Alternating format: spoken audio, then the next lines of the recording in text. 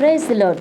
ಜೀವದ ರೊಟ್ಟಿಯ ಕಾರ್ಯಕ್ರಮಕ್ಕಾಗಿ ಪ್ರಭು ಯೇಸುವಿನ ನಾಮದಲ್ಲಿ ನಿಮ್ಮನ್ನು ಪ್ರೀತಿಯಿಂದ ಆಹ್ವಾನಿಸುತ್ತೇನೆ.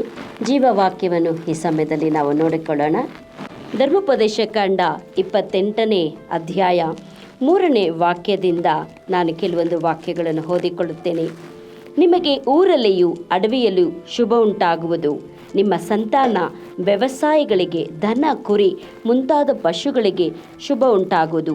ನಿಮ್ಮ ಪುಟ್ಟಿಗಳಿಗೂ ಕೊಣವೆಗಳಿಗೂ ಶುಭ ಉಂಟಾಗುವುದು. ನೀವು ಕೆಲಸಕ್ಕೆ ಹೋಗುವಾಗಲೂ ಬರುವಾಗಲೂ ಶುಭ ಉಂಟಾಗುವುದು ಎಂಬುದಾಗಿ. ಹಲ್ಲೆಲೂಯಾ. ಕರ್ತನ ವಾಕ್ಯ ನಮಗಿಲ್ಲಿ ಬಹಳವಾಗಿ ಹೇಳುತ್ತದೆ. ಪ್ರತಿಯೊಬ್ಬರೂ ಕೂಡ ಪ್ರತಿಯೊಂದು ದಿನ ಮುಂಜಾನೆ ನಾವು ಎದ್ದು ಪ್ರಾರ್ಥಿಸುತ್ತೇವೆ.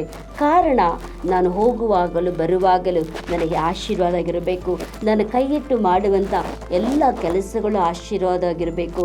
ನನ್ನ ಕೋಣೆಗಳಲ್ಲಿ, ನನ್ನ ಪುಟ್ಟಿಗಳಲ್ಲಿ ನಾನು ಮಾಡುವಂಥ ಪ್ರತಿಯೊಂದು ಕೆಲಸದಲ್ಲೂ ನನಗೆ ಆಶೀರ್ವಾದ ಉಂಟಾಗಬೇಕೆಂಬುದಾಗಿ ಮನುಷ್ಯರ ಎಲ್ಲರ ಬಯಕೆಗಳು ಇರುವಂಥದ್ದಾಗಿದೆ. ಅದೇ ರೀತಿಯಾಗಿ ಕೂಡ ದೇವರು ಇಲ್ಲಿ ತನ್ನ ಜನರಿಗೆ ಹೇಳುತ್ತಾರೆ, ನಿಮಗೆ ಊರಲ್ಲಿಯೂ ಅಡವಿಯಲ್ಲೂ ಶುಭ ಉಂಟಾಗೋದು. ನಿಮ್ಮ ಸಂತಾನ ವ್ಯವಸಾಯಗಳಿಗೆ ಎಲ್ಲದಕ್ಕೂ ನಿಮಗೆ ಶುಭ ಅಂತ ಹೇಳಿದ್ರೆ ಅದು ಆಶೀರ್ವಾದ, ಒಳ್ಳೆಯದೇ ಆಗಿರುವಂಥದ್ದಾಗಿದೆ. ಆದರೆ ದೇವರು ಇಲ್ಲಿ ಒಂದು ನೇಮವನ್ನು ಇಡುತ್ತಾರೆ. ಅಲ್ಲಿ 28ನೇ ಅಧ್ಯಾಯ 1ನೇ ವಾಕ್ಯವನ್ನು ಓದಿಕೊಳ್ಳೋಣ.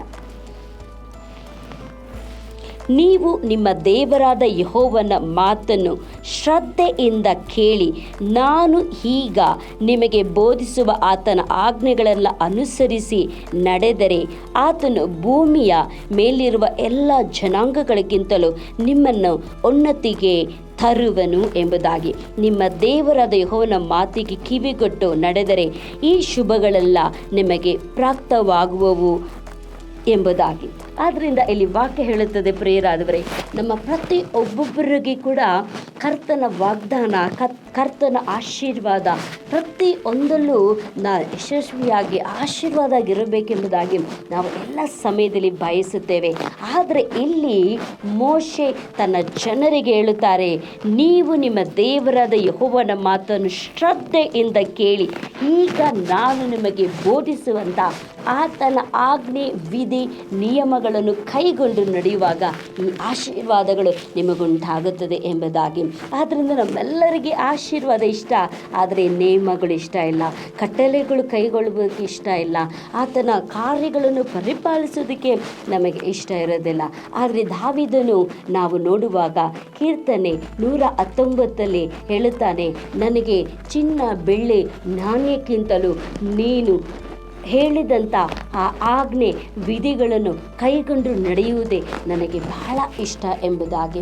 ಆದ್ದರಿಂದ ಪ್ರಿಯರಾದವರೇ, ಇಲ್ಲಿ ಹೇಳಲ್ಪಟ್ಟಂಥ ಎಲ್ಲ ಶುಭಗಳು, ಎಲ್ಲ ಆಶೀರ್ವಾದಗಳು ನಿಮಗೂ ನನಗೂ ಬರಬೇಕಂದ್ರೆ ನಾವು ಮಾಡಬೇಕಾದಂಥ ಒಂದೇ ಒಂದು ಕಾರ್ಯ, ದೇವರು ನಮಗೆ ಏನು ಹೇಳುತ್ತಾರೋ ಅದರ ಪ್ರಕಾರವಾಗಿ ಕೈಗೊಂಡು ನಡೆಯುವಾಗ ದೇವರು ನಿಶ್ಚಯವಾಗಿ ನಿಮ್ಮನ್ನು ಆಶೀರ್ವದಿಸುತ್ತಾರೆ. ಯಾಕಂದರೆ ವಾಕ್ಯ ಹೇಳ್ತದೆ, ಆತನು ಸುಳ್ಳುಗಾರನಲ್ಲ, ಮಾತು ಕೊಟ್ಟ ಮೇಲೆ ನೆರವೇರಿಸುವನೆಂಬುದಾಗಿ.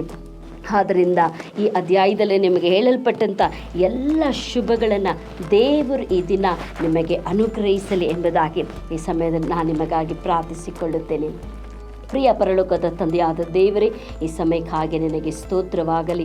ನಿಮ್ಮ ದೇವರಾದ ಮಾತನ್ನು ಶ್ರದ್ಧೆಯಿಂದ ಕೇಳಿ, ಈಗ ಹೇಳುವಂಥ ಎಲ್ಲ ಆಜ್ಞೆ ವಿಧಿಗಳನ್ನು ಕೈಗೊಂಡು ನಡೆಯುವಾಗ ನೀವು ಶುಭವಾಗಿರುತ್ತೀರಿ ಎಂಬುದಾಗಿ ಹೇಳಿದ. ಹೋಗುವಾಗಲೂ ಬರುವಾಗಲೂ ಶುಭ ಉಂಟಾಗುವುದು, ಪ್ರತಿಯೊಂದು ಕೈ ಹೆಚ್ಚುವಂಥ ಎಲ್ಲ ಕೆಲಸದಲ್ಲೂ ಶುಭ ಉಂಟಾಗುವುದೆಂಬುದಾಗಿ. ಆದ್ದರಿಂದ ಈ ದಿನ ಸ್ವಾಮಿ, ಈ ವಾಕ್ಯವನ್ನು ಕೇಳುವಂಥ ಈ ಮಕ್ಕಳ ಜೀವಿತದಲ್ಲಿ, ಅವರ ಕುಟುಂಬದಲ್ಲಿ ಯೇಸುವಿನ ನಾಮದಲ್ಲಿ ಶುಭ ಉಂಟಾಗಲಿ ಎಂಬುದಾಗಿ ಪ್ರಾರ್ಥಿಸಿಕೊಳ್ಳುತ್ತೇವೆ. ಆಶೀರ್ವದಿಸು ಯೇಸುವಿನ ನಾಮದಲ್ಲಿ ತಂದೆಯಾದ ದೇವರೇ, ಆಮೇಲೆ. ದೇವರು ನಿಶ್ಚಯವಾಗಿ ನಿಮ್ಮನ್ನು ಆಶೀರ್ವದಿಸುತ್ತಾರೆ. ಆದರೆ ಕರ್ತನ ವಾಕ್ಯಗಳನ್ನು ಕೈಗೊಂಡು ನೀವು ನಡೆಯುವವರಾಗಿದ್ದರೆ, ನಾನು ನಡೆಯುವಾಗಿದ್ದರೆ ದೇವರು ನಿಶ್ಚಯವಾಗಿ ನಿಮ್ಮನ್ನು ದೇವರು ಆಶೀರ್ವದಿಸ್ತಾರೆ. ಕರ್ತ ನಿಮ್ಮನ್ನು ಆಶೀರ್ವದಿಸಲಿ.